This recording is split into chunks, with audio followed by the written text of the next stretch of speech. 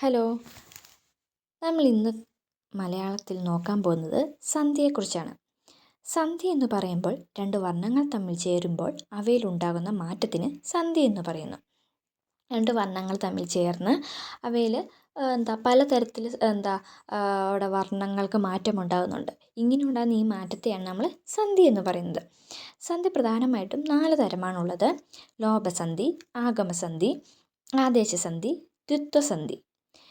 ഈ പേരിൽ കൂടി തന്നെ നമുക്ക് മനസ്സിലാകും അവിടെ എന്താണ് ഏത് രണ്ട് വർണ്ണങ്ങൾ സന്ധിക്കുമ്പോഴാണ് അവിടെ എന്ത് മാറ്റമാണ് ഉണ്ടാകുന്നതെന്ന് നമുക്ക് പേരിലൂടെ തന്നെ മനസ്സിലാകും. അതിൽ ഒന്നാമത്തെ സന്ധിയാണ് ലോപസന്ധി. ലോപസന്ധി എന്ന് പറയുമ്പോൾ രണ്ട് വർണ്ണങ്ങൾ തമ്മിൽ ചേരുമ്പോൾ ഒരു വർണ്ണം ലോപിക്കുന്നു അല്ലെങ്കിൽ ഇല്ലാതാകുന്നു. ഇപ്പം ഉദാഹരണമായിട്ട് പോയി പ്ലസ് ഇല്ല, അത് നമ്മൾ ഒന്നിച്ച് എഴുതുമ്പോഴത്തേനും പോയി ഇല്ല എന്നാവും. അവിടെ ഈ എന്ന കാരം ലോപിച്ച് പോകുന്നു. അങ്ങനെ ലോപിച്ച് പോയി അതിൻ്റെ ചിഹ്നങ്ങളോ എന്തെങ്കിലുമൊക്കെ ആയിരിക്കും അവിടെ കൂടി വരുന്നത്. പോയില്ല എന്ന് ആയി മാറുന്നു. ഇതിനെയാണ് ലോപസന്ധി എന്ന് പറയുന്നത്. രണ്ട് വർണ്ണങ്ങൾ തമ്മിൽ ചേരുമ്പോൾ ഒരു വർണ്ണം ലോപിക്കുന്നത് അല്ലെങ്കിൽ ഇല്ലാതാകുന്നതാണ് ലോപസന്ധി. ഉദാഹരണം ഞാനിപ്പോൾ പറഞ്ഞു: പോയി പ്ലസ് ഇല്ല, പോയില്ല. അല്ല പ്ലസ് എങ്കിൽ, അല്ലെങ്കിൽ. ആ എന്ന വർണ്ണം അവിടെ ലോപിച്ചു. പെറ്റ പ്ലസ് അമ്മ, പെറ്റമ്മ. ആ എന്ന വർണ്ണം അവിടെ ലോപിച്ചു. ഇത്തരത്തിൽ കുറേ ഉദാഹരണങ്ങൾ നമുക്ക് ലോപസന്ധിയിൽ കണ്ടെത്താൻ കഴിയും.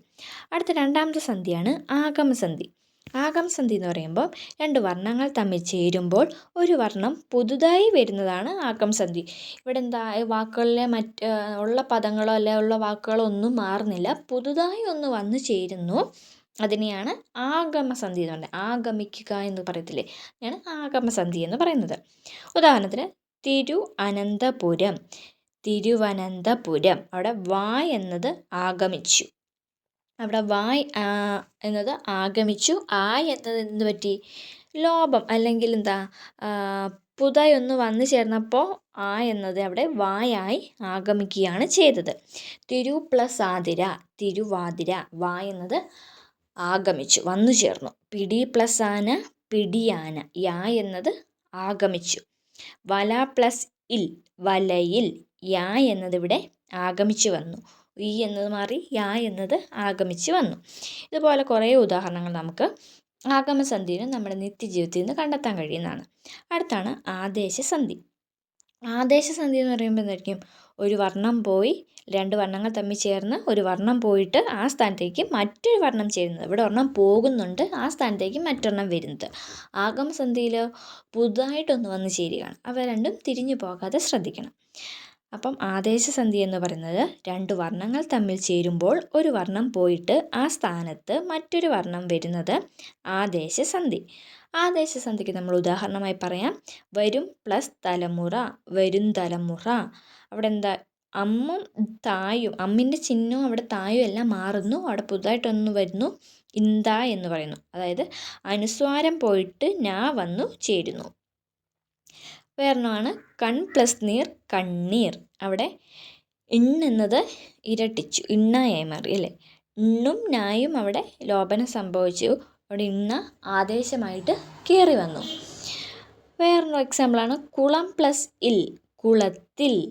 കണ്ടോ, അവിടെ അനുസ്വാരവും ഈ എന്ന കാരവും മാറി അവിടെ കുളത്തിൽ എന്ന ത എന്നത് ആദേശിച്ചു വന്നു.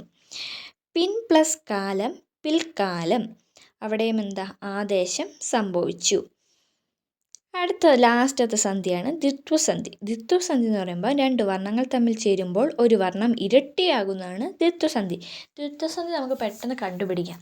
ഇപ്പോൾ ഒരു വർണ്ണത്തെ നമ്മൾ ഇരട്ടി ചെയ്തില്ലേ, നമ്മൾ കൂട്ടക്ഷരം എഴുതിയല്ലേ, അതാണിവിടെ ഇരട്ടിക്കുക അല്ലെ ദ്വിത്വസന്ധി എന്ന് ആയിട്ട് മാറുന്നത്. അതായത് എക്സാമ്പിൾ: വെള്ളി പ്ലസ് കിണ്ണം, വെള്ളിക്കിണ്ണം. നമ്മൾ കിണ്ണം എന്ന് എഴുതുമ്പോൾ ഒരു കായ് എഴുതാറുള്ളൂ. അത് ഇരട്ടിക്കുമ്പോഴത്തേനും വെള്ളിക്കിണ്ണം എന്ന് നമ്മൾ ഒന്ന് ചെയ്യുമ്പോഴത്തേനും കാ ഇരട്ടിച്ച് ഇക്കായായി മാറുന്നു. അങ്ങനെ വെള്ളിക്കിണ്ണം അത് ദ്വിത്വസന്ധിയായി മാറുന്നു. കുള പ്ലസ് കോഴി, കുളക്കോഴി.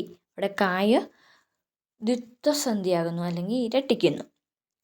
100 പ്ലസ് ആണ്ട്, നൂറ്റാണ്ട് എന്നായി മാറുന്നു. റായ അവിടെ ഇറ്റായായി ഇറ്റ അല്ലെങ്കിൽ ദ്വിത്വസന്ധിയായിട്ട് മാറുന്നു. ഇങ്ങനെ പിരിച്ചെഴുതുന്നതും ആഗമിക്കുന്നതും ആദേശിക്കുന്നതും ലോപിക്കുന്നതുമായ സന്ധികളെയെല്ലാമാണ് നമ്മൾ നിത്യജീവിതത്തിൽ ഉപയോഗിക്കുന്ന വാക്കുകളിലൂടെ നമ്മൾ എന്താ ഓരോ ശേഷികൾക്കായി കൈവരിക്കുന്നത്. ഇനി ഇതിന് കുറച്ച് എക്സാമ്പിൾസ് പറയാം, നിങ്ങൾ കണ്ടെത്തണം അതേതാണ് സന്ധികളെന്ന്. കാവ്യ പ്ലസ് ഉപകരണം ഏത് സന്ധിയിൽപ്പെടുമെന്ന് നിങ്ങൾ കമൻറ്റ് ബോക്സിൽ ഇടണേ. വേറൊന്നും കൂടി പറയാം. തല പ്ലസ് ക്ക് തലയ്ക്ക് ഏത് സന്ധിയിൽപ്പെടുമെന്ന് നിങ്ങൾ കമൻറ്റായി അടയാളപ്പെടുത്തണം. അപ്പോൾ ഇന്നത്തെ ക്ലാസ്സിൽ വളരെ കുറച്ച് കാര്യങ്ങളായിട്ടുള്ള സന്ധി എന്ന പ്രധാനപ്പെട്ട ഒരു ടോപ്പിക്കിൽ നിന്നുമാണ് കുറച്ച് കാര്യങ്ങൾ അവതരിപ്പിച്ചത്. അപ്പോൾ ഇന്നത്തെ ക്ലാസ് നിങ്ങൾക്ക് മനസ്സിലായി എന്ന് കരുതുന്നു.